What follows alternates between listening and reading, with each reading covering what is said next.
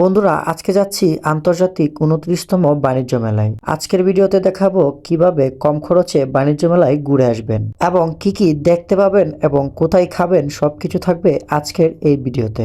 বাণিজ্য মেলায় যেতে হলে সর্বপ্রথম চলে আসতে হবে কুড়িল বিশ্ব রোড এবং বিশ্ব রোড হতে প্রতিনিয়ত বাস যায় বাণিজ্য মেলায়। ভাড়া ৩৫ টাকা।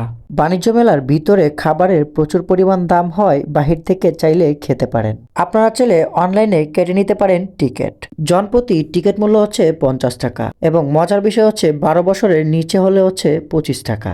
ঢাকার এই আন্তর্জাতিক বাণিজ্য মেলায় অংশগ্রহণ করেন বিশ্বের বিভিন্ন দেশ ও দেশের প্রতিষ্ঠানগুলো। বাণিজ্য মেলা মূলত মধ্যযুগে ইউরোপে শুরু হয়েছিল। বাণিজ্য মেলা মধ্যযুগে শুরু হলেও শিল্প বিপ্লবের সময় থেকে বিশ্বজুড়ে এর ধারণা পরিচিতি শুরু করে।